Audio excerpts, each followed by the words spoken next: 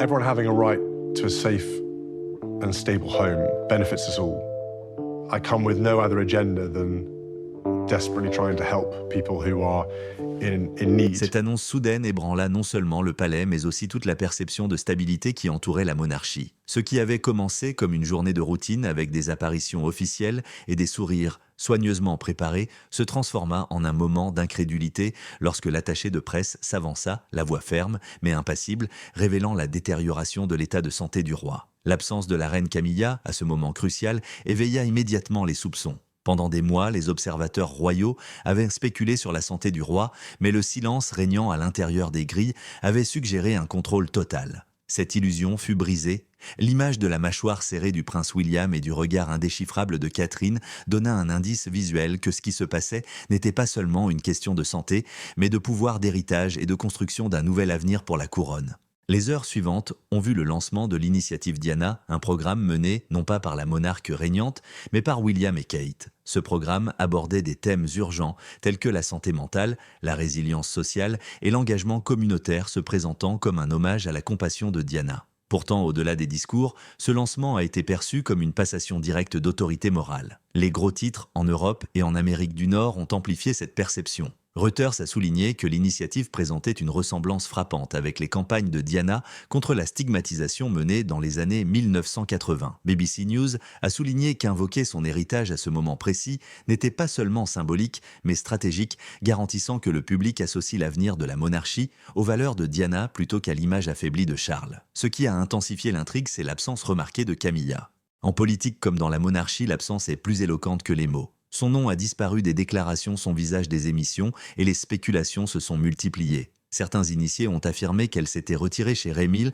pour se reposer en privé, mais d'autres ont suggéré qu'elle avait été intentionnellement écartée de la stratégie de communication du palais. DW a rapporté que le personnel du palais repositionnait discrètement les rôles publics, concentrant la couverture médiatique sur William et Kate plutôt que sur Charles et Camilla. Dans une institution aussi soigneusement contrôlée, être exclu du cadre signale souvent un changement délibéré de stratégie. Le timing calculé de l'initiative Diana a révélé son véritable objectif. Il ne s'agissait pas seulement d'un acte de commémoration, mais aussi d'un outil politique soigneusement conçu. William et Kate apparaissaient alors sereins et confiants et le public les percevait rapidement non pas comme des héritiers, mais comme des sauveurs. Il ne s'agissait pas simplement de la continuation du devoir royal, mais de l'émergence d'un nouvel axe de pouvoir. Des médias internationaux comme Al Jazeera ont souligné que les monarchies modernes survivent grâce à leur pertinence symbolique plutôt qu'à leur pouvoir réel et qu'en ancrant le nouveau récit dans l'attrait durable de Diana, William et Kate avaient trouvé une arme plus puissante que la tradition elle-même. Le roi Charles fragile et pensif comprit l'importance de ce tournant. La femme qu'il avait autrefois offensée était désormais érigée en fondement moral de la monarchie. Les portraits de Diana, longtemps disparus, commencèrent à réapparaître dans les couloirs du palais. Les œuvres caritatives associées à son nom furent revitalisées. Il ne s'agissait pas de gestes nostalgiques, mais de mesures délibérées visant à renforcer sa présence symbolique dans la nouvelle ère. Pour Charles, l'ironie était lourde. Ses efforts de plusieurs décennies pour réhabiliter Camilla et stabiliser l'image de la monarchie s'effondrèrent en une seule annonce. Son silence, lors des apparitions publiques, reflétait non seulement la maladie, mais aussi la conscience que son influence lui échappait. Entre-temps, la position de Camilla s'est considérablement affaiblie. Pendant des années, elle avait essuyé les critiques, remodelé son image et finalement obtenu une approbation publique prudente, aboutissant à sa reconnaissance lors du couronnement. Pourtant, l'initiative Diana a fait l'effet d'une tempête balayant des années de lente réhabilitation. Les tabloïds qui avaient autrefois loué son style ont complètement cessé de la mentionner. Même ses plus proches alliés ont commencé à s'éloigner. Les analystes ont noté qu'en politique royale, l'insignifiance est plus fatale que l'hostilité. Être ignoré signifiait que son discours n'avait plus d'importance. La comparaison avec Diana a ravivé de vieilles blessures dans la mémoire collective où Camilla était toujours perçue comme l'antithèse de la princesse du peuple. Les réseaux sociaux ont été inondés d'images d'archives montrant Diana serrant la main de malades du sida ou affrontant des paparazzis symboles d'une humanité contrastant fortement avec le retrait de Camilla. Ce changement était visible sur tous les continents. En Australie et au Canada, la couverture médiatique a placé William et Kate au cœur de l'identité de la monarchie. Les dirigeants qui recherchaient autrefois des audiences avec Charles ont commencé à privilégier les rencontres avec William. Le Guardian a décrit ce phénomène comme une régence douce, non déclarée officiellement mais visible dans la pratique, où l'héritier assume le rôle tandis que le souverain reste une figure symbolique. Cette transformation soulève des questions complexes. S'agissait-il d'un hommage respectueux, rendu à une figure chère à son cœur, ou d'une prise de pouvoir calculée sous couvert d'héritage? D'un point de vue politique, il s'agit des deux. Les institutions modernes survivent, non pas en préservant la tradition, mais en la pliant aux nouvelles exigences. William et Kate l'ont bien compris, façonnant leur histoire comme une histoire d'empathie, de sincérité et de connexion communautaire. Il ne s'agit pas de rébellion, mais de stratégie exécutée avec précision. Chacun de leurs pas reflète l'esprit de Diana et le monde a répondu avec un soutien massif.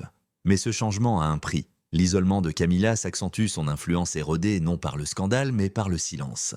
Charles reste sur le trône mais affaiblit son pouvoir, étant réorienté par son fils et sa belle-fille. La monarchie ne s'est pas effondrée mais a été discrètement remodelée. C'est pourquoi l'annonce d'ouverture est si importante, il ne s'agissait pas seulement de la santé du roi, mais aussi de signaler au monde qu'une nouvelle ère avait déjà commencé. Le silence dans les couloirs du palais pèse autant que les applaudissements du public. Dans ce silence, Camilla s'efface, William avance, et la présence constante de Kate devient l'axe autour duquel la monarchie gravite désormais. Il ne s'agit pas seulement d'une histoire de succession, mais de contrôle narratif où l'image de Diana est brandie comme une arme intemporelle. Ainsi, le premier chapitre de cette transformation se conclut non pas par un couronnement ou une abdication, mais par une annonce soigneusement mise en scène qui révèle le nouveau visage de la monarchie. L'invocation de la mémoire de Diana à travers cette nouvelle initiative était plus qu'un hommage, c'était une reconfiguration de l'identité de la monarchie. La décision du prince William d'ancrer la réforme dans l'esprit de sa mère a trouvé un écho auprès d'un public qui n'avait jamais pardonné le traitement qu'elle avait subi. En baptisant cette initiative en son honneur, William et Catherine ont non seulement magnifié son héritage mais aussi redéfini leur propre autorité. Des reportages de grands médias comme BBC News ont souligné que le programme reflétait le style pragmatique de Diana, se concentrant sur les besoins réels de la communauté plutôt que sur des apparitions protocolaires. Ce souci d'authenticité était crucial à une époque où la pertinence de la monarchie était remise en question. La portée de l'initiative dépassait largement le simple symbole. Homeward, une campagne ciblant les sans-abri et l'extension des programmes pilotes de santé mentale faisaient écho à la poursuite incessante par Diana de causes considérées comme inconfortables ou démodées à son époque. Selon Reuters, l'expansion de ces programmes a été minutieusement programmée pour coïncider avec l'affaiblissement du rôle du roi, comblant ainsi un vide de leadership. Dédouleur a souligné que la capacité de Guillaume et Catherine à se positionner à l'avant-garde des enjeux modernes les faisait apparaître non pas comme des héritiers en puissance, mais comme des dirigeants de facto façonnant l'avenir de la monarchie. Chaque détail visuel renforçait cette transformation. La réapparition de Catherine après son traitement était prudente mais symbolique, soulignant sa résilience face à l'adversité. Lorsqu'elle se tenait aux côtés de William lors de l'annonce, les images projetaient stabilité, compassion et continuité. Ces qualités contrastaient fortement avec l'absence de Camilla et l'apparence fragile de Charles. La presse n'a pas tardé à souligner cette juxtaposition. Le New York Times a observé que le ton de William et Catherine suggérait un changement générationnel dans le style de leadership marqué par l'empathie et la proximité, des qualités de plus en plus nécessaires pour une monarchie sous surveillance internationale. L'initiative Diana offrait également une protection contre les critiques. En inscrivant leur programme dans l'esprit de Diana, Guillaume et Catherine neutralisaient la dissidence. Les opposants risquèrent de paraître porter atteinte à la mémoire de la princesse du peuple.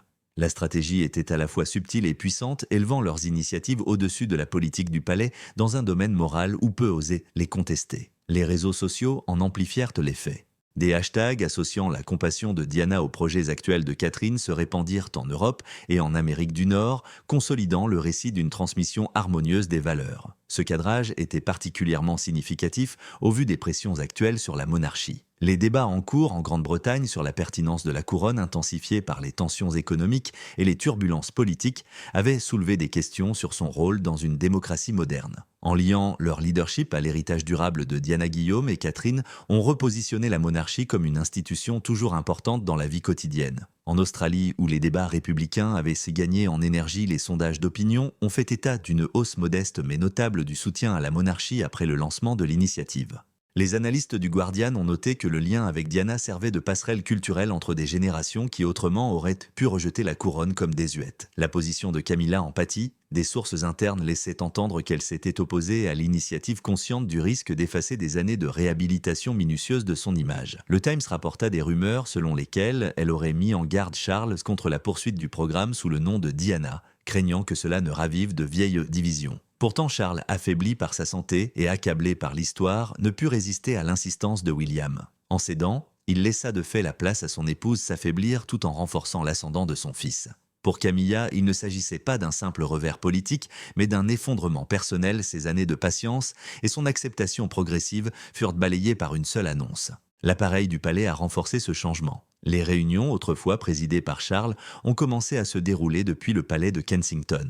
Les déclarations de plus en plus nombreuses, émanant du bureau de Guillaume, sont devenues le nouveau point focal de l'attention de la presse. Même les dignitaires étrangers se sont subtilement adaptés, sollicitant des audiences auprès de Guillaume et Catherine plutôt qu'avec le roi. Al Jazeera a décrit ce phénomène comme une régence silencieuse, un phénomène où l'héritier assume le leadership fonctionnel sans déclaration formelle. Le processus était si fluide qu'il paraissait naturel, mais en réalité, il était méticuleusement orchestré. La réaction du public souligna le succès de cette stratégie. Les foules rassemblées devant les résidences royales acclamèrent non seulement le rétablissement du roi, mais plus encore les initiatives de Guillaume et Catherine. Les commentateurs de Sky News soulignèrent que le jeune couple avait su incarner à la fois tradition et modernité, projetant une image de continuité tout en annonçant une réforme. Ce faisant, ils réussirent ce que Charles avait longtemps combattu, combler le fossé entre les erreurs passées de l'institution et les exigences futures. L'initiative Diana a également ravivé l'intérêt transatlantique. Aux États-Unis, où Diana était vénérée depuis longtemps, les médias ont présenté l'événement comme son triomphe posthume.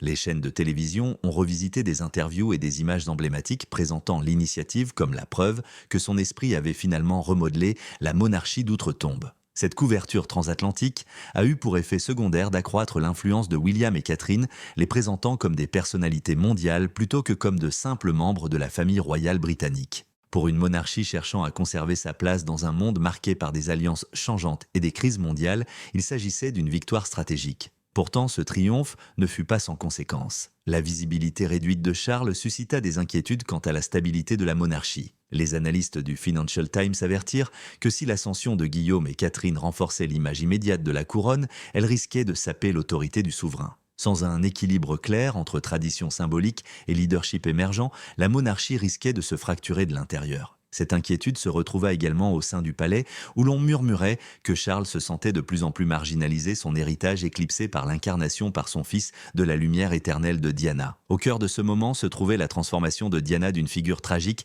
à un atout stratégique. Son nom avait dépassé l'institution elle-même, devenant un outil pour restaurer la confiance, détourner les critiques et consolider le pouvoir. Guillaume et Catherine l'exercèrent avec prudence, mais aussi avec une intention manifeste. La monarchie, autrefois marquée par son absence, se remodelait désormais en sa présence. Et sous les yeux du monde entier, une question subsistait, cette évolution était-elle la continuation naturelle de son influence ? Ou s'agissait-il d'une prise de pouvoir soigneusement orchestrée et exécutée en son nom? Le retour discret de Catherine après sa maladie fut plus qu'un jalon personnel. C'était une preuve de continuité à une époque où la monarchie était confrontée à une fragilité sans précédent. L'image d'elle marchant aux côtés de Guillaume, ferme mais vulnérable, avait une portée symbolique qu'aucune proclamation officielle ne pouvait égaler. Après des mois de spéculation et d'inquiétude publique, sa présence rassura des millions de personnes. La génération suivante était non seulement préparée, mais aussi disposée à assumer ses responsabilités. Les médias internationaux ont souligné ce moment. Reuters a décrit son retour comme un geste de résilience calculé,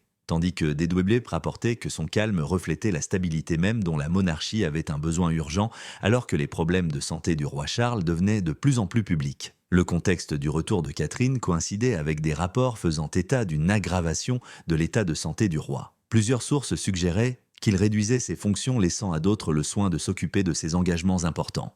Le Financial Times soulignait que cet allègement de la charge de travail n'était pas seulement dû à un avis médical, mais s'inscrivait également dans une stratégie émergente visant à faciliter la transition des responsabilités vers Guillaume. À bien des égards, le retour de Catherine fut aussi soigneusement planifié que l'initiative Diana elle-même. Il donna l'impression d'une monarchie progressant sans interruption, même si la souveraine s'affaiblissait. La perception du public a renforcé ce récit. La présence de Catherine lors d'événements communautaires s'adressant aux enfants et écoutant les familles offrait une image d'empathie qui trouvait un fort écho auprès des citoyens confrontés à des pressions économiques. La crise du coût de la vie en Grande-Bretagne avait fait la une des journaux et la monarchie risquait de paraître détachée de la vie quotidienne.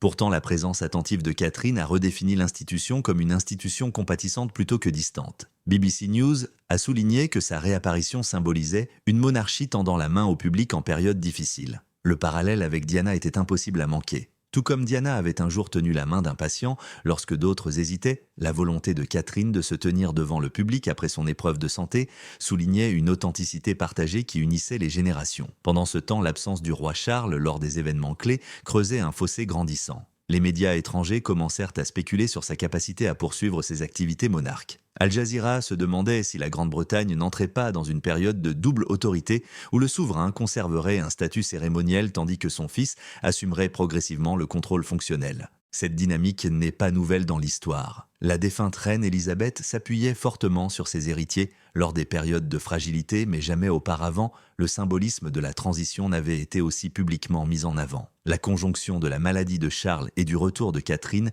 créa l'impression indéniable que le pouvoir se déplaçait résolument vers Kensington.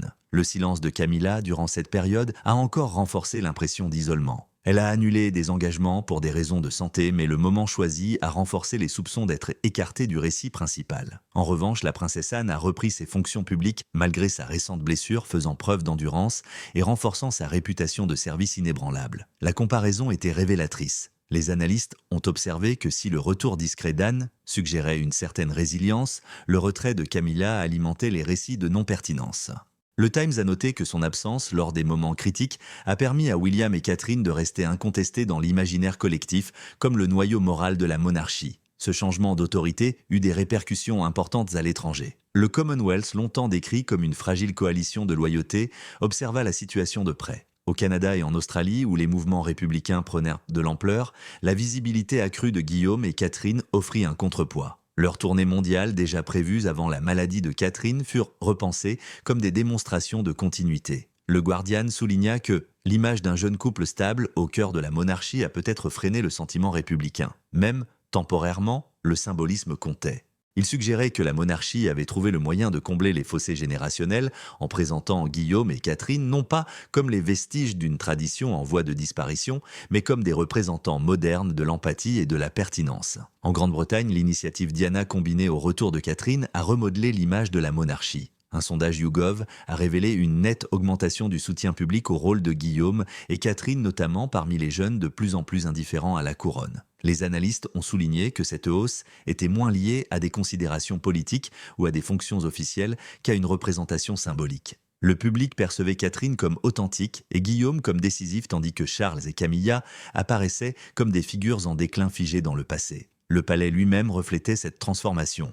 Les courtisans commencèrent à informer les journalistes depuis Kensington plutôt que Clarence House. Les communiqués de presse soulignèrent le leadership de Guillaume dans les nouveaux projets et la présence de Catherine aux événements communautaires fut présentée comme la preuve d'une monarchie toujours profondément engagée auprès de son peuple. The Economist décrivit ce processus comme une transmission de confiance en douceur, un processus où la légitimité change bien avant le changement de titre. Il s'agissait d'une stratégie menée discrètement mais avec une clarté indéniable. Dans ce contexte, Charles se trouvait face à un dilemme. Son désir de maintenir son autorité se heurtait à la réalité de sa condition. Des sources internes suggéraient qu'il comprenait l'inéluctabilité de la montée en puissance de Guillaume, mais craignait de devenir une figure de proue. Pourtant, plus il résistait, plus il risquait de compromettre la stabilité de l'institution. L'histoire nous le rappelle brutalement. Les monarques qui s'accrochaient au pouvoir malgré leur fragilité laissaient souvent un héritage d'instabilité. En revanche, la volonté de Charles de laisser Guillaume et Catherine diriger la monarchie pourrait préserver la pertinence de la monarchie,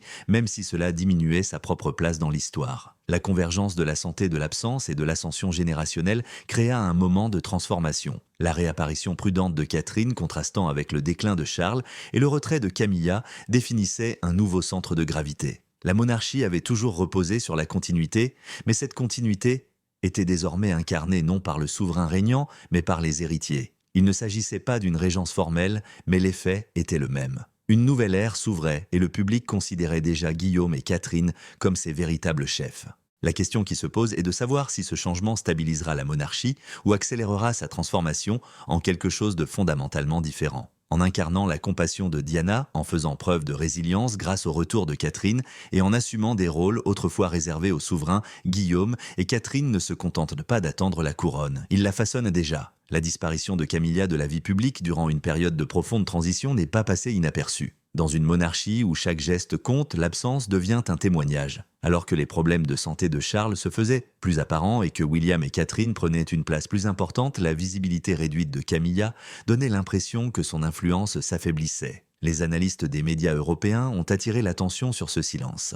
BBC News a qualifié son absence des grands événements de politiquement assourdissante, tandis que Reuters a souligné qu'elle avait investi des années dans une soigneuse réhabilitation de son image pour finalement la voir s'effondrer en quelques mois. Le récit officiel présentait sa retraite comme liée à sa santé, des sources du palais suggérant qu'une infection persistante l'avait contrainte à annuler des engagements. Pourtant, le moment choisi alimentait les spéculations. Au moment même où William et Catherine lançaient l'initiative Diana et que Catherine retournait à la vie publique, Camilla s'est effacée. Le contraste était saisissant. Dédouanier a observé que son absence aux événements de lancement avait permis à William et Catherine de dominer le récit sans contestation, consolidant leur autorité sans opposition au sein du palais. La perception du public s'est rapidement durcie. Dans l'opinion publique, être invisible était synonyme d'insignifiance. Au palais, des rumeurs circulaient selon lesquelles l'absence de Camilla n'était pas entièrement volontaire. Des rapports suggéraient que la stratégie médiatique avait délibérément changé pour la soustraire aux projecteurs. Les tabloïds qui consacraient autrefois des pages à son style ou à son action caritative commencèrent à l'ignorer complètement. Même les tabloïds les plus favorables à sa réhabilitation d'image réduisirent leur couverture médiatique se concentrant plutôt sur William et Catherine. Ce silence était une condamnation plus virulente qu'une critique ouverte. Le Times remarqua que Camilla n'avait pas été attaquée directement mais simplement effacée de la scène publique, un sort souvent plus fatal en politique royale que le scandale lui-même. Les observateurs internationaux ont souligné les conséquences. Au Canada, où les débats sur le républicanisme avaient été ravivés, l'absence de Camilla a anéanti un pilier de soutien déjà fragile. Son action auprès d'associations caritatives de lutte contre la violence conjugale avait été l'un des rares relais constants de la monarchie vers la bienveillance publique à l'étranger. Sans sa présence visible, l'image plus douce de la monarchie s'est affaiblie, laissant William et Catherine seuls à porter le fardeau. En Australie, les commentateurs ont souligné que la visibilité du jeune couple contrastait avec la disparition de Camilla, soulignant le renouveau générationnel, mais aussi aggravant le sentiment de division au sein de la famille royale. Le symbolisme s'est étendu aux opérations du palais. Des sources internes ont confié à Al Jazeera que des conseillers clés autrefois fidèles à Camilla avaient été réaffectés ou discrètement mis à la retraite. Les événements traditionnellement partagés entre Charles et Camilla ont commencé à mettre en scène Charles seul ou plus fréquemment William à sa place. Cette mise à l'écart administrative reflétait le discours public. Elle suggérait que Camilla n'était pas simplement absente pour cause de maladie, mais qu'elle était repositionnée hors de propos. Pour une femme qui s'était battue pendant des décennies pour redorer son blason, cet effacement soudain fut dévastateur. La fragilité de sa position était évidente dans la réaction du public. Lorsque le nom de Camilla s'affichait sur les réseaux sociaux, c'était souvent en comparaison avec celui de Diana, ravivant de vieilles blessures. Des images d'archives montrant la compassion et l'accessibilité de Diana circulaient largement, renforçant l'impression que la monarchie avait choisi une nouvelle boussole morale. Le silence de Camilla créa un vide que le public combla volontiers par la nostalgie pour Diana et l'admiration pour Catherine. Ce qui avait été un équilibre difficilement acquis entre acceptation et scepticisme bascula brusquement vers le rejet. Le retour visible de la princesse Anne à ses fonctions n'a fait qu'accentuer le contraste. Anne avait elle-même souffert de problèmes de santé, mais elle en est ressortie avec détermination, reprenant des engagements qui soulignaient sa réputation de dévouement de toujours. Les médias ont salué sa résilience, la présentant comme un symbole de loyauté et de service. En revanche, le retrait de Camilla ressemblait moins à une nécessité qu'à une faiblesse. Le Guardian affirmait que le discours du palais redéfinissait effectivement la notion d'indispensable et Camilla n'appartenait plus à cette catégorie. Charles lui-même semblait de plus en plus isolé. Sa fragilité était aggravée par le retrait de Camilla, le laissant sans la compagne qui lui avait autrefois servi de stabilisateur public. Les commentateurs notaient que ses apparitions semblaient diminuer sans sa présence, accentuant le sentiment d'un règne en déclin. Même les médias bienveillants peinaient à présenter son leadership comme autoritaire en l'absence de la reine consort. Cette image renforçait l'impression que le centre de gravité de la monarchie s'était déplacé vers Kensington, laissant Charles et Camilla s'effacer ensemble. Pour Camilla, le silence devint étouffant. Des années de travail minutieux lui avaient bâti une image de dévouement discret, gagnant peu à peu le respect des sceptiques. Cet effort s'est évaporé presque du jour au lendemain. Ses alliés médiatiques ont cessé de l'appeler, ses engagements ont été annulés, et les œuvres caritatives qu'elle défendait ont perdu de leur visibilité. Dans l'économie impitoyable de la politique royale où la pertinence est la seule véritable monnaie d'échange, l'absence de Camilla équivalait à une faillite. Même ses fidèles soutiens au sein du palais auraient reconnu en privé que son influence était bel et bien terminée. L'implication plus large est profonde. La monarchie ne survit pas grâce au pouvoir constitutionnel, mais grâce à une orchestration minutieuse de son image. L'effacement de Camilla de ce récit n'est pas seulement un malheur personnel, c'est une manœuvre politique. En se retirant volontairement ou non, elle a permis à Guillaume et Catherine de dominer l'histoire sans partage. Que ce soit intentionnellement ou par les circonstances, la monarchie a redessiné ses lignes de pouvoir et Camilla s'en est retrouvée exclue. Cette évolution laisse des questions en suspens. Son retrait était-il réellement motivé par la maladie ou s'agissait-il d'une mise à l'écart calculée pour faciliter la transition vers la génération suivante? Dans ce dernier cas, il s'agit de l'un des changements d'image les plus brutaux de l'histoire royale récente. Quelles que soient les intentions, le résultat est clair. Camilla, autrefois au cœur d'une lutte de légitimité qui a duré des décennies, est devenue un fantôme dans l'histoire, s'effaçant, tandis que d'autres s'épanouissent.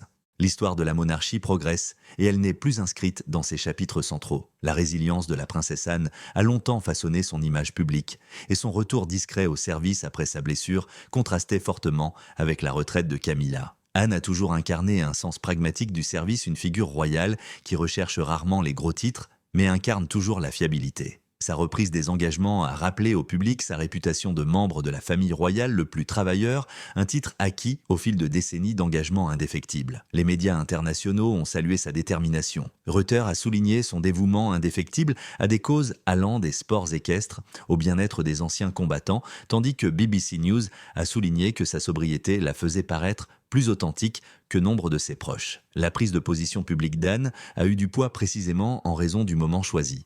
Alors que la santé de Charles déclinait et que Camilla disparaissait, Anne est apparue comme un pilier moral pour la monarchie. Son premier engagement majeur après sa convalescence, une course cycliste en faveur des personnes handicapées, a été largement médiatisé. DW a rapporté que son engagement concret reflétait le principe fondamental selon lequel la monarchie doit servir plutôt qu'être servie. Dans ce contexte, son apparition n'était pas seulement une continuation de son devoir, mais un défi symbolique à l'équilibre changeant du pouvoir au sein du palais. La tension entre Anne et Camilla, bien que rarement exprimée ouvertement, couve depuis longtemps sous la surface. Leur histoire est entrelacée de cicatrices personnelles et d'attentes institutionnelles. La relation de jeunesse d'Anne avec Andrew Parker Bowles, futur mari de Camilla, a laissé une marque indélébile sur la relation entre les deux femmes. Bien que des décennies se soient écoulées, les initiés du palais évoquaient souvent cette rencontre précoce comme l'une des causes de leur distance. Plus préoccupant cependant est le scepticisme d'Anne quant à l'influence de Camilla. Si Anne a bâti sa réputation sur des décennies de service public et de discipline, l'ascension de Camilla est liée à une relation qui a déclenché un scandale et remodelé l'histoire de la famille royale. Pour Anne, cette différence n'a jamais été effacée. Les événements récents ont ravivé ces vieilles tensions. Avec le retrait de Camilla, la visibilité d'Anne s'est accrue, donnant l'impression d'une rivalité discrète se déroulant au grand jour. Le Guardian a noté que le retour d'Anne semblait souligner le fossé entre son sens du devoir et l'absence de Camilla, donnant à la reine consort une apparence détachée tandis qu'Anne paraissait indispensable. De telles comparaisons sont dangereuses pour le palais, où l'unité est présentée comme primordiale, mais elles trouvent un fort écho auprès du public. L'approche d'Anne en matière de service a toujours été unique. Elle se rend aux événements en voiture, porte des vêtements qui privilégient le côté pratique au glamour et adopte un style pragmatique qui renforce sa réputation d'être une femme pragmatique. L'ancien rédacteur en chef de Vogue, Edward Enninful, a un jour remarqué que les choix vestimentaires d'Anne reflétaient l'héritage britannique intemporel plutôt que les tendances éphémères. Ce sens pratique, combiné à son emploi du temps chargé, lui a conféré une crédibilité rare. Contrairement à Camilla, qui a passé des années à façonner l'opinion publique, Anne n'a jamais eu besoin de réhabilitation. Son authenticité n'a jamais été mise en doute. Le retour d'Anne sur la scène publique a également mis en lumière la fragilité de la position de Charles. Les analystes ont observé que l'activité de sa sœur renforçait le sentiment de continuité générationnelle, même si son autorité déclinait. En poursuivant ses fonctions, Anne démontrait la résilience de la monarchie, mais sa visibilité même accentuait également le vide laissé par Charles et Camilla. Al Jazeera a soutenu que cette dynamique révélait un problème plus vaste, tandis que Guillaume et Catherine se positionnaient comme l'avenir. Anne symbolisait l'engagement durable du passé, laissant Charles coincé entre deux époques. Les tensions sous-jacentes entre Anne et Camilla se manifestèrent de manière subtile. Lors des cérémonies officielles, les observateurs remarquèrent la formalité rigide de leurs interactions. Lors d'un événement, Camilla offrit à Anne le geste symbolique d'entrer en tête, mais Anne déclina insistant sur son propre rythme. Ce moment fut bref mais chargé de sens symbolique interprété par la presse comme une discrète déclaration d'indépendance. Ces gestes amplifiés par l'attention médiatique suggérèrent que la tension entre les deux femmes n'était plus dissimulée. Ces frictions ont mis en lumière la lutte plus large autour de l'héritage. Anne a toujours soutenu que la monarchie devait rester une institution de devoir et elle a incarné cette conviction au cours de décennies de services peu prestigieux. L'approche de Camilla, bien que marquée par son engagement caritatif en faveur des victimes de violences conjugales et par l'alphabétisation, a toujours été plombée par son passé. Le public perçoit clairement ce contraste et les médias présentent souvent Anne comme la véritable figure de la famille royale, tandis que Camilla est présentée comme une étrangère en quête de reconnaissance. Les implications de cette tension vont au-delà des rivalités personnelles. La crédibilité de la monarchie repose sur sa capacité à projeter son unité, mais des fissures dans sa façade ont historiquement conduit à des crises. Les analystes du Financial Times ont averti que si les divergences entre Anne et Camilla continuaient à se manifester, elles pourraient alimenter le scepticisme du public quant à la cohésion de la couronne. À une époque où les sentiments républicains couvrent déjà une discorde visible pourrait avoir des conséquences importantes. La persévérance d'Anne garantit que cette rivalité ne s'estompera probablement pas. Elle n'a jamais cédé facilement, et sa foi dans le service comme principe fondateur de la monarchie demeure inébranlable. Camilla, quant à elle, a maîtrisé l'art de survivre surmontant des décennies d'hostilité pour finalement devenir reine. La confrontation entre ces deux figures redoutables, chacune dotée de ses propres forces, représente plus qu'un conflit personnel. Il s'agit d'une lutte pour l'identité future de la monarchie, qu'elle soit façonnée par la résilience et le service ou par l'image et l'adaptation.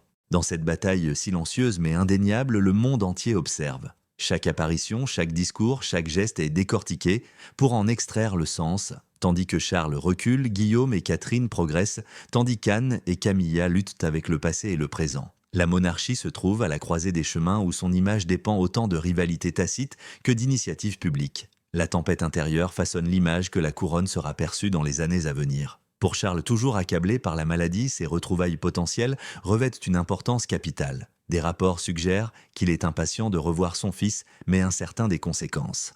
L'image publique de la rencontre père-fils pourrait offrir un récit temporaire d'unité, mais elle pourrait tout aussi bien mettre en évidence les fractures qui subsistent. La présence diminuée de Camilla complique encore davantage la situation. Sans son rôle de partenaire stabilisateur aux côtés du roi, toute rencontre risque d'être interprétée comme une mise à l'épreuve de l'autorité de Charles. Al Jazeera a noté que les conseillers du palais ont élaboré plusieurs scénarios évaluant les risques d'une rencontre privée par rapport aux avantages d'une image publique de cohésion familiale. L'absence de Camilla dans ce récit ne fait qu'accentuer sa marginalisation. Ses œuvres caritatives se poursuivent discrètement mais sans amplification médiatique, leur impact est atténué. Autrefois considérée comme une figure centrale dans la tentative de Charles de moderniser la monarchie, elle est aujourd'hui marginalisée par les circonstances et la stratégie. Même les commentateurs les plus loyaux reconnaissent que son rôle dans l'avenir de l'institution est minime. Le Times a remarqué que son influence s'amenuise au point de devenir invisible, laissant sa couronne symbolique étincelante mais vide. Ce changement plonge Charles dans une situation de plus en plus solitaire. Son règne, déjà entravé par sa santé, est éclipsé par l'ascension de Guillaume. Les rencontres qui portaient autrefois son nom sont désormais associées à son fils et les dignitaires recherchent Guillaume et Catherine pour des conversations privées. Les dirigeants internationaux les considèrent comme les véritables moteurs du soft power royal, tandis que Charles, bien que toujours souverain, apparaît davantage comme le gardien d'un trône déjà en transition. BBC News a décrit ce moment comme un règne qui semble emprunté, soulignant comment la perception a pris le pas sur l'autorité formelle. Face à cette nouvelle réalité, le palais se préoccupe davantage de l'héritage que des titres. Le souvenir de Diana continue de dominer l'imaginaire collectif, la présence de Catherine incarne la résilience et la vision de William projette un sens du devoir qui résonne bien au-delà de la Grande-Bretagne. Le retour prudent de Harry amplifie cet élan ne serait-ce que symboliquement. Camilla, en revanche, semble prisonnière du silence ces années d'efforts, éclipsée par le regain d'influence de Diana. Cette révolution silencieuse au sein de la monarchie n'est pas le fruit de décrets officiels, mais d'un symbolisme calculé de l'émotion publique et d'une transition générationnelle. L'institution est remodelée non pas par une abdication ou une réforme constitutionnelle, mais par des discours empreints de compassion, d'authenticité et de renouveau. L'issue de cette révolution pourrait déterminer non seulement la survie de la monarchie, mais aussi son rôle dans un monde en rapide mutation. La question est désormais de savoir si cette transformation peut préserver l'unité ou si les fractures sous-jacentes finiront par faire surface et engendrer un conflit ouvert. Charles parviendra-t-il à préserver sa dignité tandis que son autorité s'affaiblit? Camilla retrouvera-t-elle sa place ou son histoire est-elle déjà terminée? Et l'alignement prudent d'Harry sur William et Catherine servira-t-il de passerelle vers la réconciliation ou de catalyseur à une division plus profonde? Ces questions restent sans réponse, mais une vérité s'impose. La monarchie vit déjà son prochain chapitre et son centre de gravité s'est déplacé irréversiblement vers William et Catherine.